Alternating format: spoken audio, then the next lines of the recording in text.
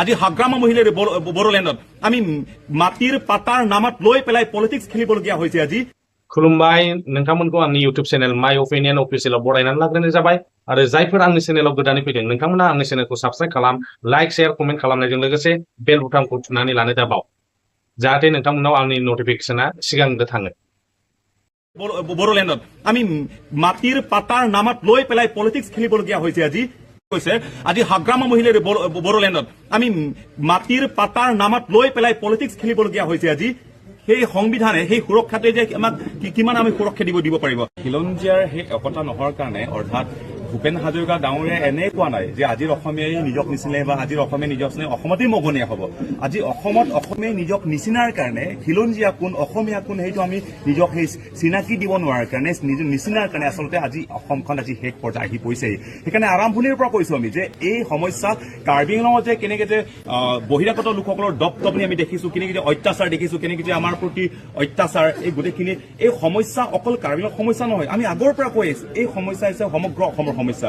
কিন্তু আজি যে খিলঞ্জীয়াসকলে যিটো ঐক্য সেই বাৰ্তাৰে তেওঁলোকে লৈ আনিছে, কিন্তু সেই ঐক্য বাৰ্তা আচলতে 30-40-50 বছৰ আগৰ পৰা আচলতে এই বাৰ্তা গোটেই অসমত সেইটো বিয়পিব লাগিছিল বা সেইখিনি বাৰ্তা আমি গোটেই অসমীয়াৰ মনত সেইটো থাকিব লাগিছিল। কিন্তু কৰবাত আমাৰ মাজতে ভেদভাৱ, আমাৰ মাজত মতানৈক্য, আমাৰ মাজত সেই একতা নোহোৱাৰ কাৰণে আজি বহিৰাগত লোকসকল ইয়াত আহি পেলাই ইয়াত Karbi Anglong tribal belt block ইয়াতকে বেছি ইয়াত সেন্সিটিভ সেইটো হৈছে 6 শিডিউল অৰ্থাৎ 6ষ্ঠ অনুসূচিত জিলা। কিন্তু তাৰ পাছত ইয়াতে যে বহিৰাগত লোকসকল ইয়াত আহি পেলাই যে আমাক কাৰ্বি গৌবিক ক'ব, ইয়াত চাইনিজ গৌবেক বুলি ক'ব, বিভিন্ন ধৰণৰ আমাৰ কাৰ্বি আংলং হৈছে একমাত্ৰ এখন জিলা য'ত নেকি কাৰ্বিসকলৰ ম্যাদী পদত থকাৰ পাছতো জোৰ জবৰদস্তি দখল কৰে, কোনোবাক হত্যা কৰে, মাৰপিট কৰে, অত্যাচাৰ কৰে, ঠাট্টা কৰে।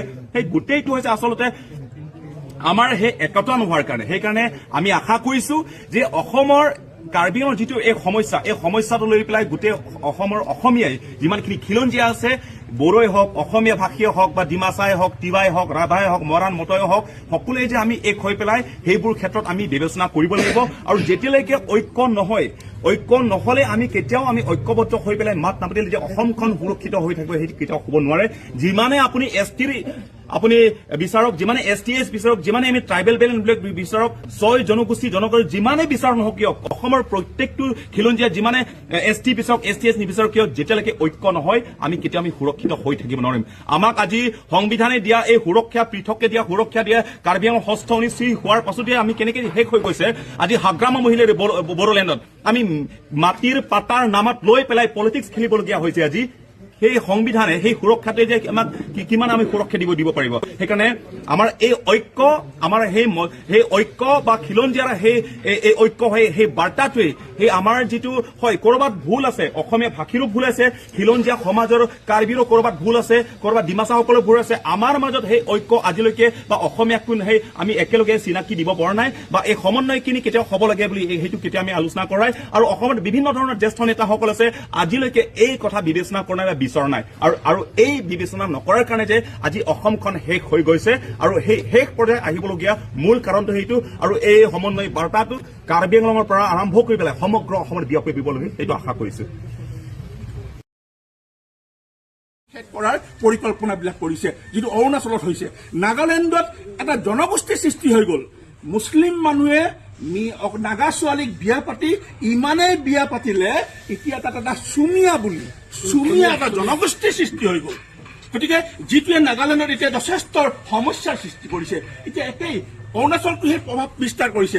আজি আমাৰ ডিগবৈ তিনিচুকীয়া জিলাৰ সীমা মাৰ্কেটত ওপৰত যিখিনি নাগা লোক আছে, আপোনাৰ অসম আৰু অৰুণাচলৰ সীমাত যিখিনি নাগা লোক আছে, সেই নাগা লোকবিলাকক এইফালৰ পৰা যোৱা এই মিয়া লোকসকলে কয়লা খান্দিবলৈ যোৱাৰ নামত তাত নাগা ছোৱালীক বিয়া পাতি ইতিমধ্যে তাত তেওঁলোকে জোঁৱাই হিচাপে সেই অঞ্চলবিলাক তেওঁলোকে দখাই কৰিছে। জোঁৱাই গাঁও নিচিনা তাত প্ৰতিষ্ঠা হৈছে, জোঁৱাই গাঁও। গতিকে এইবিলাক সৰু কথা নহয়। এই ধৰণে তেওঁলোকে আগ্ৰাসনবিলাক আৰম্ভ কৰি আমাক এদিন নিক্ষেপ কৰিবৰ কাৰণে চেষ্টা কৰিব। আপোনালোকে গম পাইছে চিকেন নাক কটাৰ সন্দৰ্ভত কি ধৰণে বাংলাদেশত চৰ্চা হৈ আছে। গতিকে এইবিলাক খুব সৰু পৰিকল্পনা নহয়, বৃহৎ পৰিকল্পনা। আজি মুখ্যমন্ত্ৰীয়ে গোলাঘাটতে হওক বা কোনোবা বটদুৱাতে হওক বা বৰপেটাতে হওক বা অইন জেগাবিলাকত যি ধৰণে বনাঞ্চলবিলাক মুক্ত কৰিছে, মুক্ত কৰি পেলাই খিলঞ্জীয়া সুৰক্ষা কৰাৰ যিটো প্ৰচেষ্টা হাতত লৈছে তাক আমি আদৰণি জনাইছো। ঠিক তেনেকৈ কাৰ্বি আংলঙতো আটাইতকৈ ডাঙৰ সমস্যা হৈছে বিজিআৰ ভূমিৰ দখলবিলাক।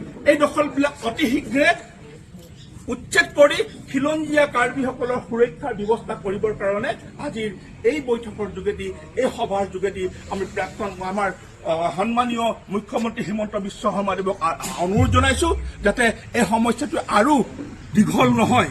যদি উচ্ছেদ নকৰে তেতিয়াহ'লে কাৰ্বি ছাত্ৰ নেতাক কৈছো, কাৰ্বি ৰাইজক কৈছো, শক্তিশালী গণ আন্দোলনৰ ঘোষণা কৰক আৰু সেই গণ আন্দোলনত এইবাৰ প্ৰাক্তন আলফাই আপোনালোকৰ লগত থাকি, আপোনালোকৰ পিছফালে থাকি পূৰ্ণ সহযোগ আগবঢ়াব। ইমানখিনি কৈছো, ধন্যবাদ। জয় অসম। যোৱাকালি আমাৰ বড়ো জনগোষ্ঠীৰ লোকসকলে বা মোৰ বড়ো ভাই ভনীসকলে ইমান ধুনীয়া বাগৰুম্বা নৃত্যৰ প্ৰদৰ্শন কৰিলে যে এতিয়া সমস্ত ভাৰতৰ ছ'চিয়েল মিডিয়াত ই অত্যন্ত ভাইৰেল হৈছে। চাইনাই যেতিয়া অলিম্পিক পাতিছিলে, অলিম্পিকৰ উদ্বোধনী অনুষ্ঠানৰ যি তেওঁলোকৰ যি এটা সৌন্দৰ্যৰ সৃষ্টি কৰিছিল, সুন্দৰ কৰি চাইনাই অলিম্পিকৰ উদ্বোধনী শ্ব' কৰিছিলে। আজি গোটেই ভাৰতবৰ্ষৰ লোকে আমাৰ বাগৰুম্বা নৃত্যক সেই উদ্বোধনী অনুষ্ঠানৰ লগত তুলনা কৰিছে। আপোনালোকে চিন্তা কৰক, চাইনাৰ দৰে এখন ৰাষ্ট্ৰৰ অলিম্পিকৰ উদ্বোধনী অনুষ্ঠান আৰু আমাৰ অসমত বাগৰুম্বা নৃত্যৰ প্ৰদৰ্শন, আমাৰ ঐতিহ্য, আমাৰ সংস্কৃতিয়ে আৰু আমাৰ শক্তিশালী প্ৰদৰ্শনে আজি চাইনাৰ দৰে এখন দেশৰ লগত অসমৰ তুলনা আৰম্ভ হৈছে।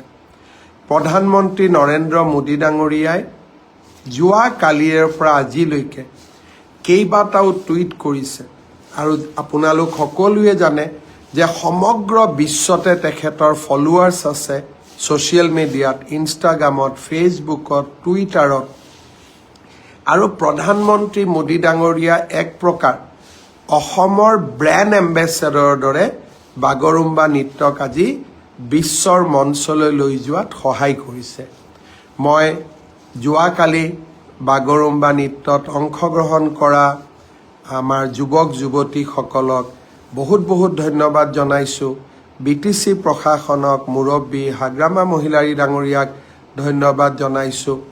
আৰু এই গোটেই অনুষ্ঠানটোতে আমাক বহুত সহায় কৰা বড়ো সমাজৰ আটাইকেইটা জাতীয় সংগঠনক মই পুনৰ এবাৰ ধন্যবাদ জনাইছোঁ।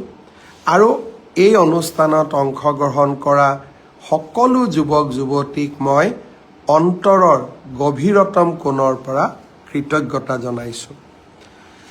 আজি ৰাতিপুৱা আমাৰ বাবে আৰু এক সৌভাগ্যৰ দিন আছিল। মই ৰাতিপুৱা মোৰ ভাষণত কৈছিলোঁ যে মুখ্যমন্ত্ৰী যিদিনাখন মই শপত লৈছিলোঁ 2021 চনৰ 10 মে তাৰিখে, সিদিনাখন মই কল্পনাও কৰিব পৰা নাছিলোঁ যে মোৰ মুখ্যমন্ত্ৰীৰ কালত অসমত ছেমি কণ্ডাক্টৰ আহিব, মোৰ মুখ্যমন্ত্ৰীৰ কালত অসমত ইউৰিয়া এমনিয়া ফেক্টৰী আহিব, 3200 মেগাৱাটৰ থাৰ্মেল পাৱাৰ প্লেণ্ট আহিব, বাঁহৰ পৰা ইথানেল নিৰ্মাণ হ'ব আৰু গুৱাহাটীৰ ৰিং ৰোড, কাজিৰঙাৰ এলিভেটেড কৰিডৰ, এয়া মোৰ কল্পনাৰ বাহিৰত আছিলে। অহা ফেব্ৰুৱাৰী মাহত গুৱাহাটী উত্তৰ গুৱাহাটীৰ মাজত ব্ৰহ্মপুত্ৰৰ দলঙো উদ্বোধন কৰিম। যোৰহাট মাজুলী দলঙৰ কামো কেইটামান দিনৰ পিছতেই পূৰ্ণ গতিত চলিব আৰম্ভ কৰিব।